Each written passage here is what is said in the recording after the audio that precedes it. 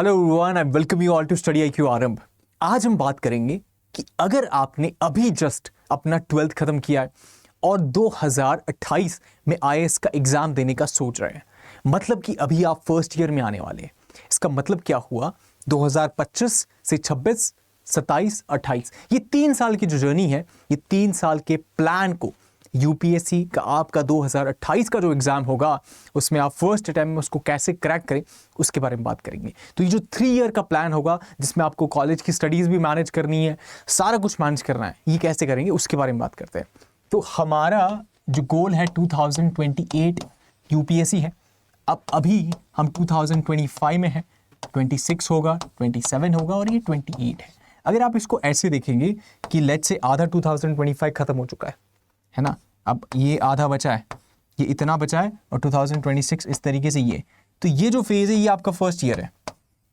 उसके बाद में यहाँ से लेकर ये और यहाँ से लेकर ये जो फेज है ये आपका सेकेंड ईयर है, और यहाँ से लेकर ये और यहाँ तक ये जो आपका फेज है ये थर्ड ईयर है।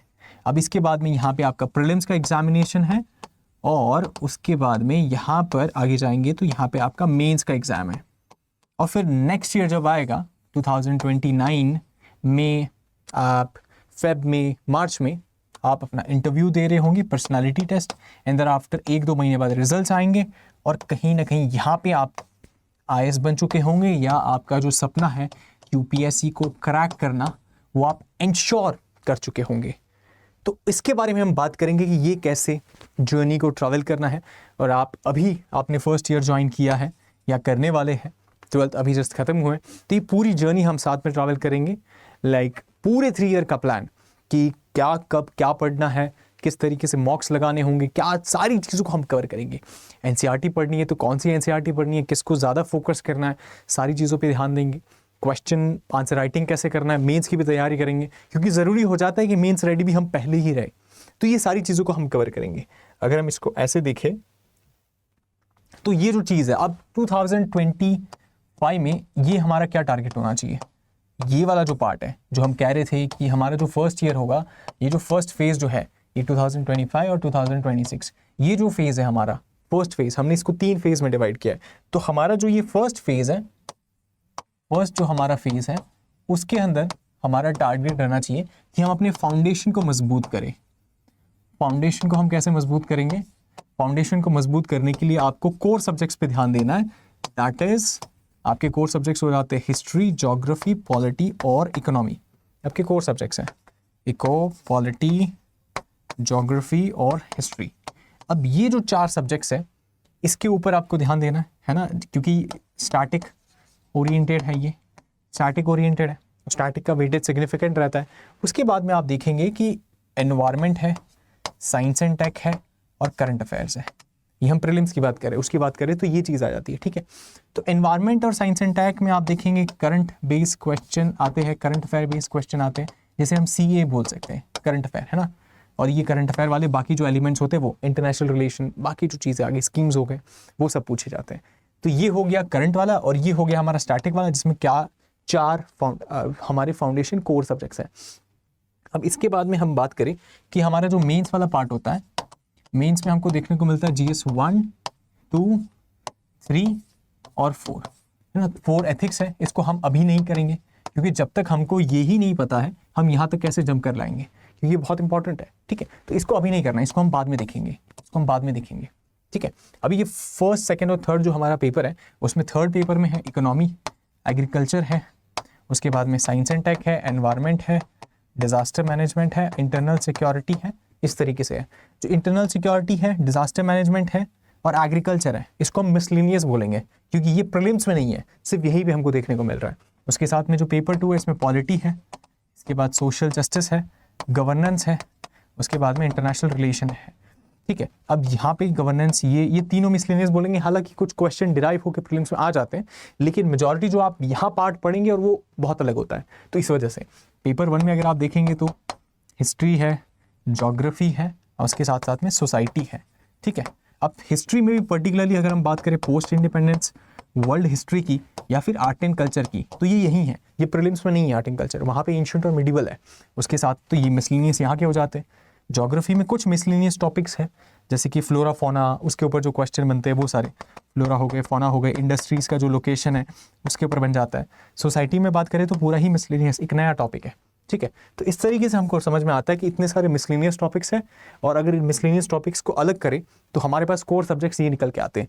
तो हमारा जो फोकस होना चाहिए, जो हमारा फर्स्ट फेज है, दैट इज़ आर 2025 का जो हमारा जून है, वहाँ से लेकर 2026 का जो हमारा जून होगा, ठीक है, यहाँ तक। तो ये जो हमारा फर्स्ट फेज है, कॉलेज का भी जो फर्स्ट ईयर होगा, इसके अंदर हमको किस चीज़ पे फोकस करना है। इसके अंदर जैसे हमने कहा कि हमें फाउंडेशन पे ध्यान देना है, तो फाउंडेशन पे ध्यान देने के लिए हमारे जो हिस्ट्री, ज्योग्राफी, पॉलिटी और इकोनॉमी है, अब इनमें भी क्या पढ़ना है पर्टिकुलरली हमको, अगर हम देखेंगे इनमें भी हमको, तो लेट्स से अगर हम हिस्ट्री की बात करें तो हिस्ट्री में हम उस तरीके से फाउंडेशन बिल्ड करने के लिए क्या करेंगे, हिस्ट्री में लेट्स से एंशिएंट है हमारा पार्ट, उसके बाद में मिडिवल है, और उसके बाद में मॉडर्न है। ये 3 पार्ट है जो इम्पॉर्टेंट है और फाउंडेशन बनाएंगे हमारा। इसमें भी सबसे ज़्यादा क्वेश्चन या जो वेटेज आता है वो इसी का है, तो ज़्यादा इंपॉर्टेंट ये है, तो इस पर ज़्यादा ध्यान देना है। उसके साथ साथ में अगर हम इसकी बात करें तो इसके लिए आप क्या कर सकते हैं, जैसे मॉडर्न है तो एक जो किताब हर कोई कहता है मॉडर्न के लिए, दैट इज स्पेक्ट्रम। आप स्पेक्ट्रम को कर सकते हैं, लेकिन अब ऐसा डाउट होगा कि स्पेक्ट्रम को कैसे हम कवर करेंगे। NCERTs are important, NCERTs important है। अगर आपको बिल्कुल ही नुआंसेस के बारे में नहीं, मतलब द थिंग इज कि वी हैव पीडीएफ, ठीक है, we have created the PDF, मतलब स्पेक्ट्रम इज डिफिकल्ट, ईजी नहीं है उसको, मतलब एडवांस बुक है, आप फर्स्ट ईयर में, आप पहली बार हिस्ट्री पढ़ रहे होंगे बहुत समय के बाद में, तो समझ में शायद नहीं आएगा। तो उसी वजह से ये जो डिफिकल्ट था, जब हमने रीड किया था तो हमें ये डिफिकल्ट लगा था, लेकिन as a tutor it's our job कि हमें जो चीज़ डिफिकल्ट लगी थी रीड करते हुए, अभी हमने उसको सिंप्लीफाई कर दिया है, राइट, थ्रू आवर अंडरस्टैंडिंग। अब ये जो सिंप्लीफाइड वे है, इस वे में विल टीच यू, राइट, तो will give you PDF, will take lessons, will teach you all those things. तो क्वेश्चन जहाँ से आता है, अगर यूटिलिटी की बात करें, तो question let's say comes from spectrum, या फिर वहाँ से डिराइव्ड होता है। तो ये जो यूटिलिटी है कि आपके जो मार्क्स है यहाँ से बनेंगे, तो ये जो पीडीएफ है, ये जो उस तरीके से लेसन्स है, वो उसके हिसाब से क्यूरेट किए जाएंगे। तो मतलब अगर बुक लिस्ट की बात करें तो हमें स्पेक्ट्रम पे ध्यान देना है ना, इसको कवर किया जाएगा, इसको पढ़ाया जाएगा। ये हम मॉडर्न हिस्ट्री की बात कर रहे हैं, उसके साथ साथ में एंशिएंट की अगर बात करें और मिडिवल की बात करें, एंशिएंट और मिडिवल दोनों के लिए there is a Tamil Nadu board की हिस्ट्री की बुक है ना, तमिलनाडु बोर्ड की एक हिस्ट्री की बुक है, 11th या 12th की एक बुक है। इसमें ये अच्छे से कवर किया गया पूरा क्रोनोलॉजी वे में, इसको रेफर किया जा सकता है, आप भी रेफर कर सकते हैं, will take lesson on that. तो हम जब इस पर लेसन लेंगे, तो अगर आप डायरेक्टली रेफर करेंगे तो शायद आपको उसको समझने में डिफिकल्टी लगे, क्योंकि आपने कुछ भी नहीं पढ़ा है। तो विल टेक लेसन, आप लेसन्स देखिएगा, जब आप लेसन देखेंगे आप उसको समझ चुके होंगे, उसके बाद you can see that book, उसके बाद उसको रेफर कर सकते हैं, उसके बाद वहाँ से आप पढ़ सकते हैं, क्योंकि लेसन से आप चीज़ें पढ़ चुके होंगे। उसके बाद जब आप बुक को जाकर रीड करेंगे तो बहुत ईजी होगा, आप सारी डॉट्स को कनेक्ट कर पाएंगे कि अच्छा इसका मतलब ये है, ये टेम्पल है, ये यहाँ से एसोसिएटेड है, ये जो राजा थे इनके रेन के समय पे ये सारे इवेंट्स हुए थे, ये सारी चीज़ें आपको समझ में आएंगी। तो उसी वजह से जो भी बुक लिस्ट है ये एडवांस लग रही होगी, लेकिन the thing is the advance thing has been compiled, उनको सिंप्लीफाई कर दिया गया, उसी तरीके से लेसन्स डिलीवर किया जाएगा आपको, सो दैट जब वो लेसन डिलीवर हो जाएगा उसके बाद में जब आप ये एडवांस चीज़ों को पढ़ेंगे तो आपको ऐसा लगेगा आप एनसीईआरटी ही पढ़ रहे हैं। तो जो यूटिलिटी है, we have to focus more on utility, कि हमारा मार्क्स कहाँ से इंश्योर होगा और हम कम मेहनत में, लाइक हमारा एफर्ट जो है वो बहुत कम लगना चाहिए और जो आउटपुट है वो सिग्निफिकेंट मिलना चाहिए, है ना। This should be the focus, ये फोकस होना चाहिए, राइट। तो इसी फोकस को ध्यान में रखते हुए जो एडवांस्ड या फिर जो गो टू सोर्सेस हैं डायरेक्टली उस पर हम शिफ्ट करेंगे, एंड उसके लिए पीडीएफ्स और वो सारी चीज़ें उस तरीके से प्रोवाइड की जाएगी। तो अगर हम बात करें हिस्ट्री की, एंशिएंट, मिडिवल और मॉडर्न, तो मॉडर्न में जैसे हमने कहा स्पेक्ट्रम है, मिडिवल और इसके लिए हमने तमिलनाडु बोर्ड की जो उस तरीके से बुक है वो है, ये किया जा सकता है। उसके साथ साथ में एक NIOS का मटेरियल है, इसे भी रेफर किया जा सकता है, जो पर्टिकुलरली एंशिएंट और मिडिवल को उस तरीके से कवर करता है। ये चीज़ है। तो ये मेजर 3 चीज़ें हैं जिसको देखा जा सकता है, लेकिन ये रेफरेंस के तौर पे ये आपको अभी नहीं देखना है, ये बाद में देखना है। तो सबसे पहले आपको क्या करना होगा, आप इनके लेसन्स देखिएगा यूट्यूब पे, धीरे धीरे उस तरीके से ग्रेजुअली हम ये लेसन्स लाएंगे, वो सारी चीज़ों को कवर करेंगे। जब आप उनको पढ़ लेंगे उसके बाद साथ साथ में आप इनको कंटिन्यू करके उस तरीके से रिवाइज कर सकते हैं। तो ये चीज़ है। हिस्ट्री में हमने ये बात की। ज्योग्राफी में क्या है, ज्योग्राफी में अगर आप देखेंगे तो 11th और 12th की जो NCERT है, दे आर गुड बुक्स, ये अच्छी बुक है, इनको रेफ़र किया जा सकता है। GC Leong advance book not necessary, मतलब उसको रेफ़र करना ज़रूरी नहीं है, क्योंकि जो क्वेश्चन आता है, अगर आपको क्वेश्चन मिल भी जाएगा तो एक क्वेश्चन के लिए आप इतना ज़्यादा मेहनत नहीं कर सकते, है ना, क्योंकि ज़्यादातर जो आपकी अंडरस्टैंडिंग है, फाउंडेशन है, वो यहीं से बन जाएगा। तो ये NCERT से ही बन जाएगा, तो आपको वहाँ शिफ्ट करने की ज़रूरत नहीं पड़ेगी। ये ज्योग्राफी हो गया। उसके साथ साथ में हिस्ट्री, ज्योग्राफी के बाद में पॉलिटी। तो पॉलिटी के लिए the Bible, that is Laxmikanth. अब हो सकता है लक्ष्मीकांत आपको समझ में ना आए, तो for that matter will have the lessons आप देखेंगे, उसके बाद आप इसको रीड करेंगे।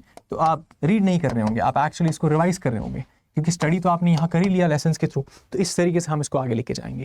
ठीक है, पॉलिटी हो गया, हिस्ट्री ज्योग्राफी पॉलिटी हो गया। Thereafter comes economy. Economy की अगर हम बात करें तो इकोनॉमी में क्या कर सकते हैं आप, इकोनॉमी में जो लेसन्स हैं सेम, उसी के साथ में आपको क्या रेफर करना है इकोनॉमी में, आपको इकोनॉमी में कुछ भी रेफर करने की जरूरत नहीं पड़ेगी, क्योंकि lessons would be compiled and सारी चीज़ें उसमें कवर्ड होगी। तो ऐसी कोई रेफरेंस बुक कवर करने की ज़रूरत नहीं पड़ेगी, क्योंकि फाउंडेशंस है, कॉन्सेप्ट्स है, वही सारी चीज़ें हैं। तो ये हमने 4 मेन सब्जेक्ट्स हैं, उनके बारे में बात की है। तो अब इसको करना कैसे है, मतलब 2025 से जो 26 का जो हमारा फर्स्ट वाला फेज़ है, उसके अंदर जो फर्स्ट ईयर, आप इसको कॉलेज के हिसाब से समझिए, जो फर्स्ट ईयर है उसमें हमको सबसे पहले फाउंडेशन पे ध्यान देना है, जिसमें हमें हमारे जो हिस्ट्री, ज्योग्राफी, पॉलिटी और इकोनॉमी है, इसको कवर करना है। ठीक है, ये 4 सब्जेक्ट्स को कवर करना है फर्स्ट ईयर के अंदर। तो हिस्ट्री, ज्योग्राफी, पॉलिटी, इकोनॉमी, इनको कवर करना है। तो वी हैव 12 मंथ्स का टाइम इस फर्स्ट ईयर के अंदर। ये जो 12 मंथ्स का टाइम है, इसको इस तरीके से डिवाइड कर सकते हो कि 3, 6, 9, 12 उस तरीके से डिवाइड कर सकते हो। 3 months for this, 3 months for each of the subject, you can divide, right. ऐसा हो सकता है कि हिस्ट्री में थोड़ा ज़्यादा टाइम लग जाए क्योंकि लेंदी है, ज्योग्राफी कॉन्सेप्चुअल है, थोड़ा टाइम कम लग सकता है। तो हिस्ट्री में let's say you give 4 months, geography में let's say you give 2 months, polity में let's say you give 3 months, and उसके बाद में इकोनॉमी में let's say you give 3 months. ये इस तरीके से कर सकते हैं, या फिर यहाँ इकोनॉमी में कम कर सकते हैं एंड पॉलिटी में बढ़ा सकते हैं, उस तरीके से ये चीज़ कर सकते हैं, या फिर आधा मंथ जो है उस तरीके से एडजस्ट कर सकते हैं। तो ये ब्रॉड प्लान रहेगा, इस तरीके से उसको कवर करना है। जब ये फाउंडेशन हो जाए, जब ये आपका फर्स्ट ईयर में इंश्योर हो जाए कि आपको हिस्ट्री, ज्योग्राफी, पॉलिटी, इकोनॉमी, मतलब कि प्रीलिम्स के अंदर यहाँ से मान लीजिए 15 क्वेश्चन आए, पॉलिटी से लेट्स से 20 क्वेश्चन आए, ज्योग्राफी से लेट्स से 15 क्वेश्चन आए, हिस्ट्री से लेट्स से 15 क्वेश्चन आए, तो 30 ये हो गए। और उसके साथ में आप समझेंगे कि 65 क्वेश्चन आप ऐसे ही कवर कर चुके होंगे, राइट। तो 65 क्वेश्चन मतलब कितना, 2/3 ऑफ द पेपर आपने कवर कर लिया है। अब बचा ही क्या उसके बाद में, एनवायरनमेंट है, साइंस एंड टेक है, एंड इंटरनेशनल रिलेशन स्कीम्स हैं, वो सारी चीज़ें, करंट अफेयर वाली चीज़ें, उसको हम बाद में कवर कर लेंगे, है। आपका फर्स्ट ईयर का ये चीज़ हो गया। फिर जब आपका सेकंड ईयर होगा, उसके अंदर आपको क्या करना है, जब आपका सेकंड ईयर होगा उसमें आपको एक्सटेंसिवली आपने जो भी पढ़ा है इनको रिवाइज करना है। तो you have to come in revision का मोड, ठीक है। ये वाला आपका रिविजन का मोड होगा, जिसमें आप ये इस तरीके से चीज़ें करेंगे। इसी के साथ साथ में आपको एक एक्स्ट्रा चीज़ यहाँ पे जोड़ लेनी है, वो है मिसलिनियस, है ना। मिसलिनियस जो सब्जेक्ट्स जो हमने कहे थे उसको यहाँ पे लाना है। मिसलिनियस सब्जेक्ट्स कौन कौन से थे, जैसे कि हमने कहा था लेट्स से सोसाइटी है, मेंस के रिस्पेक्ट में हम बात कर रहे हैं इसकी, मेंस के रिस्पेक्ट में, ठीक है। मेंस के रिस्पेक्ट में जो आपका सोसाइटी है वो आ जाएगा। उसके साथ साथ में आपका जो एथिक्स है वो यहाँ पे आ जाएगा। उसके साथ साथ में इंटरनेशनल रिलेशन हो गया, गवर्नेंस हो गया, सोशल जस्टिस हो गया, एंड उसी के साथ में एग्रीकल्चर है, इंटरनल सिक्योरिटी है, और उसके साथ साथ में डिज़ास्टर मैनेजमेंट है। ये कुछ सब्जेक्ट है। और ज्योग्राफी के कुछ फ्लोरा फौना वाले part, industrial management, industrial location वाले जो पार्ट है वो ये सब कवर हो जाएंगे। तो इस तरीके से चीज़ें हो जाएगी। तो ये जो मिसलिनियस हैं आपको ये सेकेंड ईयर में ये सारे कवर करने हैं, और उसके साथ में ये जो फर्स्ट ईयर में जो पढ़ा था उसका रिविजन करना। इससे होगा क्या, इससे होगा ये कि प्रीलिम्स का और मेंस का, प्रीलिम्स में आप सब कुछ कर चुके हो एक्सेप्ट एनवायरनमेंट और साइंस एंड टेक और करंट अफेयर, इसके अलावा आप सब कुछ कर चुके हो। मेंस के लिए क्या है, मेंस में आप सब कुछ कर चुके होंगे, कुछ भी नहीं बचा होगा। क्यों? क्योंकि जो मिसलिनियस था वो आपने यहाँ कवर कर लिया, ठीक है। अब मिसलेनियस में आपको ऐसे समझना है कि जैसे पॉलिटी वाला पार्ट है, पॉलिटी वाला पार्ट जो मेंस में है उसके अंदर कंपेयरिंग कॉन्स्टिट्यूशन जो है वो प्रीलिम्स में नहीं है, वो मेंस में है। तो मिसलेनियस का मतलब है कि यहाँ पे जो भी मिसलेनियस टॉपिक्स है सबको कवर करना है, पॉलिटी है तो उसमें भी कवर करना है। तो ये सारी चीज़ें होगी आपके पास, आप इसको भी कवर कर चुके होंगे, मतलब आपका पूरा मेंस हो चुका है। प्रीलिम्स में सिर्फ ये 3 सब्जेक्ट्स बचे हैं, ठीक है। अब ये आपका सेकेंड ईयर यहाँ खत्म हो जाएगा। तो आपने सेकेंड ईयर में क्या किया, सबसे पहले आपने रिविजन किया जो फर्स्ट ईयर में पढ़ा था, और दूसरी बात आपने ये सारी मिसलेनियस कवर कर दिया। अब कुछ बचा ही नहीं है, पूरा सिलेबस हो चुका है एक तरीके से। तो आपका कॉलेज चल रहा है, उसके साथ साथ में आप यूपीएससी का सिलेबस खत्म कर चुके हो 2 साल के अंदर अंदर। जब ये चीज़ हो जाएगी उसके बाद में आप बचते हैं, ये जब चीज़ हो जाएगी तो उसके बाद में आपका 2028 में प्रीलिम्स होगा, प्रीलिम्स का एग्ज़ाम होगा। और 2027 की अगर हम बात करें तो एग्ज़ाम आपका यहाँ होगा, और ये आपका सेकेंड ईयर यहाँ पे ख़त्म हो चुका है। फिर आपका ये थर्ड ईयर वाला ये फेज़ होगा, ठीक है। तो आपके पास 1 साल है, और यूपीएससी में करंट अफेयर के लिए 1 साल चाहिए होता है, ये देना होता है। तो यहाँ पे आप क्या कर सकते हैं, आपका जो थर्ड ईयर होगा उसके अंदर आप क्या करेंगे, थर्ड ईयर के अंदर सबसे पहले आप कोई भी मंथली मैगजीन ले सकते हैं। कोई मंथली मैगजीन है आप उसको रेफ़र कर सकते हैं, मंथली मैगजीन रेफ़र कर सकते हैं। उसी के साथ में क्या कर सकते हैं, आप डेली प्रैक्टिस कर सकते हैं, डेली प्रैक्टिस कर सकते हैं आप। उस तरीके से देखेंगे करंट अफेयर्स को। अब ये कैसे होगा, जैसे बहुत सारी आप देखेंगे, आप उस तरीके से साइट्स को ज्वाइन करेंगे, स्टडी IQ का जो साइट है वहाँ जाएंगे, आपको मिल जाएगा इस तरीके से डेली करंट अफेयर्स आते हैं, तो उनको आप रीड कर सकते हैं। उसके बाद वहाँ MCQs है तो उसको आप जाकर प्रैक्टिस कर सकते हैं, ये चीज़ हो गया। उसके साथ साथ ये डेली कर रहे हैं, फिर आप मंथली कर रहे हैं, तो ये आपका यहाँ से रिवाइज हो जाएगा। फिर मंथली करेंगे, उसके बाद में फाइनल कंपाइलेशन आपको मिलेगा, फाइनल कंपाइलेशन आपको मिलेगा अराउंड दिस टाइम। तो स्टडी IQ का जो फाइनल कंपाइलेशन होगा वो आपको इस समय पे मिल जाएगा, तो आप इसको फिर रीड कर सकते हैं, ठीक है। तो इसकी वजह से ये आपका ये रिवाइज हो जाएगा। तो करंट अफेयर आपका पूरी तरीके से ऐसे डेली, मंथली और उस तरीके से पूरा ईयरली बेसिस पे रिवाइज हो जाएगा। जब ये चीज़ हो जाएगी उसके बाद बचेगा आपका, बचता है एनवायरनमेंट और साइंस एंड टेक। एनवायरनमेंट और साइंस एंड टेक में करंट के क्वेश्चंस आते हैं, तो साइंस एंड टेक और एनवायरनमेंट आप कहीं ना कहीं ये करंट में ही कवर कर ही रहे होंगे, इनमें सारी चीज़ें होगी तो इसको कवर कर ही रहे होंगे, तो अलग से कुछ बचेगा नहीं। अब होता है कि इसके कुछ स्टैटिक क्वेश्चन आते हैं, उसका क्या, तो उसके लिए आपको PYQs को रेफर करना है, PYQs को देखना है। तो ये जो आपका थर्ड ईयर वाला फेज़ है ना, इसमें आपका PYQ वाला एलिमेंट भी ऐड हो जाता है कि आपको ये भी करना है। तो PYQ में क्या करना है आपको, आप 2028 का एग्ज़ाम दे रहे होंगे, इससे आप चले जाइए, आप 2015 से कर सकते हैं। 2015 से 2027 तक जितने भी UPSC के पेपर हुए प्रीलिम्स के, आपको जाके उनको चेक करना है और उन पेपर में आप उनको एनालाइज करना है।